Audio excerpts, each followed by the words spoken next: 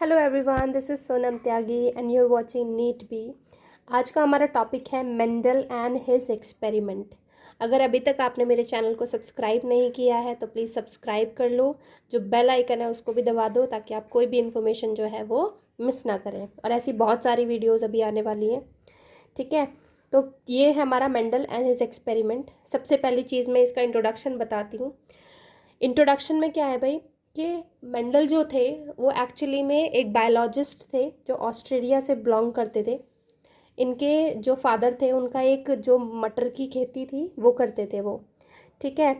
तो इन्होंने शुरुआत में जो अपना प्रोफेशन इन्होंने चूज़ करा, इन्होंने अपना एक करियर चूज़ करा, ये एक चर्च के प्रीस्ट यानी कि पुजारी कह लो आप, ठीक है। चर्च के पुजारी यानी कि प्रीस्ट बने ये, ठीक है। इन्होंने एक लॉ डिस्कवर करी थी, लॉ ऑफ इनहेरिटेंस, ठीक है। और इनका पूरा नाम जो था वो था ग्रिगोर जॉन मेंडल। और ये लॉ कब इन्वेंट करी थी उन्होंने, कब डिस्कवर करी थी? 1865 में डिस्कवर करी थी, ठीक है। He was a Austrian scientist and started his career as a priest of a church. Clear है? He gives his inheritance law but during his life period, मतलब जब तक वो ज़िंदा थे तब तक उनका एक्सपेरिमेंट जो था वो कभी भी फ्रंट लाइन पे नहीं आ पाया। क्यों नहीं आ पाया मैं आपको बता दूं। क्योंकि एक बायोलॉजिस्ट थे ये, तो इन्होंने अपने जो इनहेरिटेंस जो लॉ थी उसको समझाने के लिए इन्होंने मैथमेटिकल फार्मूलाज और स्टैटिस्टिक और स्क्वायर्स का यूज़ किया था इन्होंने। मतलब मैं सिंपली बात करूँ तो मैथ्स का इस्तेमाल किया था इन्होंने, ठीक है। जो कि उस टाइम के लोगों को थोड़ा सा सही नहीं लगा कि बायो में आप मैथ्स कैसे लगा सकते हो।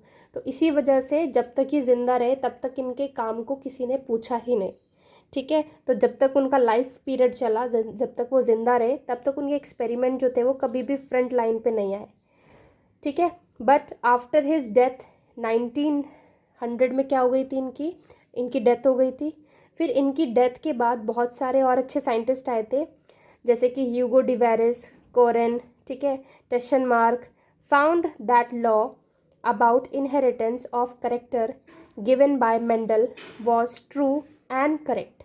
तो इन्होंने बाद में जो इन्होंने पब्लिश कराया था अपना काम, जो कि पॉपुलर नहीं हुआ उस टाइम पे, इनके टाइम पे, तो बाद में जो इनका काम किसी दूसरे साइंटिस्ट ने इन्होंने पढ़ा तो इनको बहुत अच्छा लगा, इनको समझ में आया। तो उन्होंने डिस्कवर करा कि जो मेंडल ने बात कही थी वो बिल्कुल सही कही थी, ठीक है। वो बिल्कुल सही थी और करेक्ट थी एकदम। इसीलिए मेंडल को उनकी जो लॉ थी उसको दोबारा से रीडिस्कवर कराया गया, as a Mendel's law of inheritance बोला गया, ठीक है, उनके मरने के बाद, ठीक है।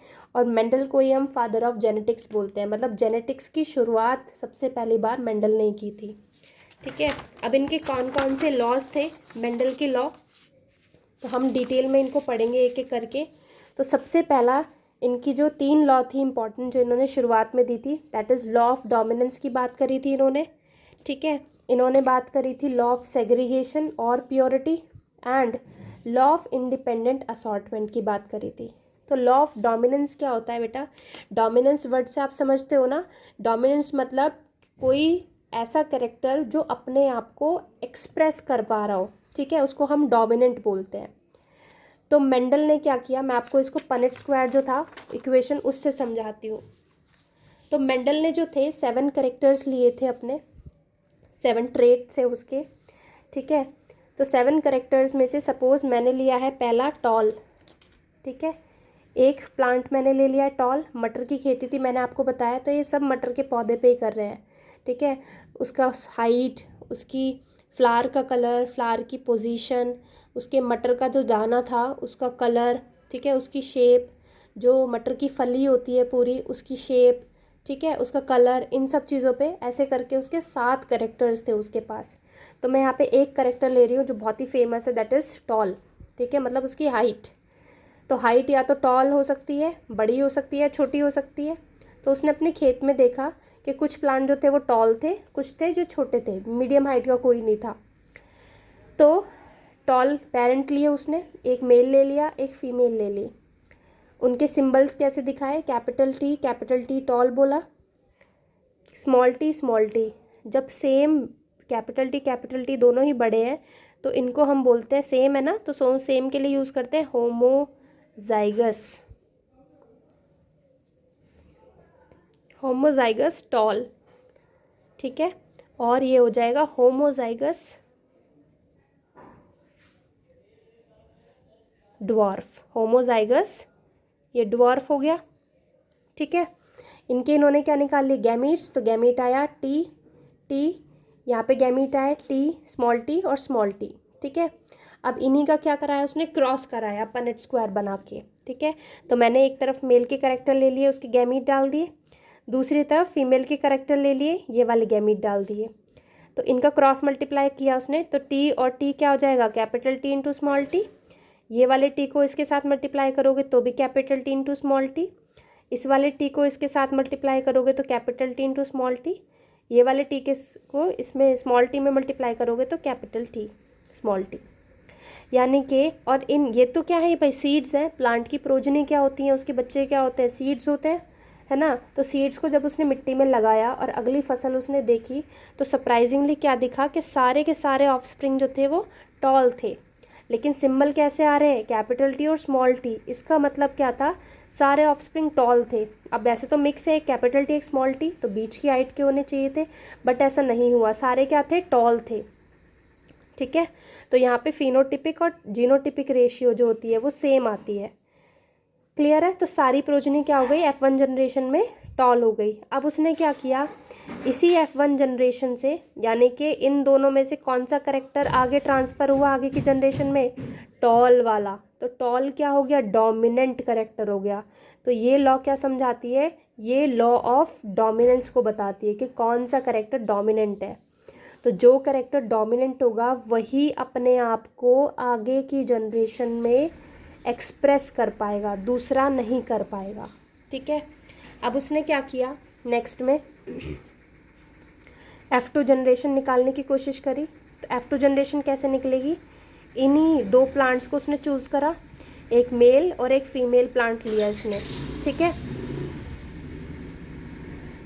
एक मेल और एक फीमेल लिया, इनके गैमीट्स निकाले, capital T small T, capital T small T, इनका पनेट स्क्वायर बनाया, तो वही इन गैमीट्स को यहाँ पे अरेंज कर दिया, इन वाले गैमीट्स को इधर अरेंज कर दिया, ठीक है, या किधर भी अरेंज कर दो, इसको इधर लेके आ सकते हो, इसको इधर अरेंज कर दिया। फिर से वही, इस टी को इसके साथ मल्टीप्लाई करोगे तो कैपिटल टी आया, इस टी को इस टी के साथ मल्टीप्लाई करोगे स्मॉल के साथ तो कैपिटल टी स्मॉल टी, इस वाले टी को इसके साथ मल्टीप्लाई करोगे तो कैपिटल टी स्मॉल टी, या उल्टा भी लिख सकते हो, और इस टी को इस वाले टी के साथ मल्टीप्लाई करोगे तो स्मॉल टी, ठीक है। अब दो रेशियो होती हैं, जीनोटिपिक रेशियो, फिनोटिपिक रेशियो। मैं आपको पहले फिनोटिपिक बताती हूँ। Phenotypic is starting from P से ऐसे याद रखो, फिजिकल अपीयरेंस, मतलब वो दिखने में कैसे हैं, टॉल हैं या ड्वार्फ हैं, ठीक है। जीनोटिपिक मतलब होता है सिंबल। तो यहाँ पे देखो, एक कैपिटल टी वाला है, एक स्मॉल टी वाला है, और दो है कैपिटल टी स्मॉल टी वाले। तो रेशियो क्या हो गया, जीनोटिपिक रेशियो 1:2:1, तो this is the genotypic ratio, ठीक है। और फिनोटिपिक रेशियो क्या हो जाएगी इसकी, दैट इज़ 3:1, क्या हो जाएगी, 3:1 इज़ द फिनोटिपिक रेशियो। तो वही मैंने आपको यहाँ पे लैंग्वेज में लिखवा रखा है, ठीक है। आप लैंग्वेज में भी लिख के आओ तो क्वेश्चन थोड़ा बड़ा हो जाएगा, क्लियर है। तो लॉ ऑफ डोमिनेंस क्या कहती है, Mendel and his experiment found that in F1 generation out of one pair of contrasting character only one is appeared which is called dominant character. मतलब एक टॉल लिया था, एक ड्वार्फ लिया था, उन दोनों में से सिर्फ एक ही करेक्टर था जो आगे ट्रांसफ़र हो पाया, जो आगे अपने आप को एक्सप्रेस कर पाया, और वही करेक्टर क्या था, डोमिनेंट था। अनदर करेक्टर क्या हो गया, सप्रेस हो गया, तो उसको हम बोलते हैं रेसेसिव करेक्टर, जो अपने आप को एक्सप्रेस नहीं कर पाया, ठीक है। और ये जो मैंने अभी आपको क्रॉस बताया था, ये मोनो हाइब्रिड क्रॉस है। मोनो का मतलब है जिसमें हम सिर्फ एक ही करेक्टर ले रहे हैं, तो एक ही करेक्टर लिया है हमने यहाँ पे, हाइट। ऐसे आप कोई भी करेक्टर लेके चूज़ कर सकते हो, सबका जीनोटिपिक और फिनोटिपिक रेशियो सेम ही आएगा। मोनो हाइब्रिड का phenotypic ratio always first generation के लिए 1 ही आता है, जीनोटिपिक भी फिनोटिपिक भी। सेकेंड F2 जनरेशन के लिए फिनोटिपिक रेशियो आता है आपका 3:1 और जीनोटिपिक रेशियो आता है 1:2:1, क्लियर है। It means tallness dominant over the dwarfness. तो टॉलनेस जो होती है वो ड्वार्फनेस के ऊपर क्या करती है, डोमिनेट करती है। तो एक बार आप इसके पेज देख लो, मैं आपको इसको क्वेश्चन के फॉर्म में मिल जाएगा। ये फर्स्ट पेज है, स्क्रीनशॉट ले सकते हो।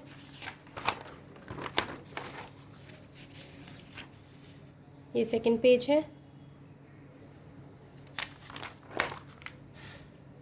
ये थर्ड पेज है। ठीक है, आई होप आपको पसंद आई होगी। चैनल को सब्सक्राइब करो और मुझे बताओ नेक्स्ट वीडियो में किस टॉपिक के ऊपर बनाऊँ। Thank you so much.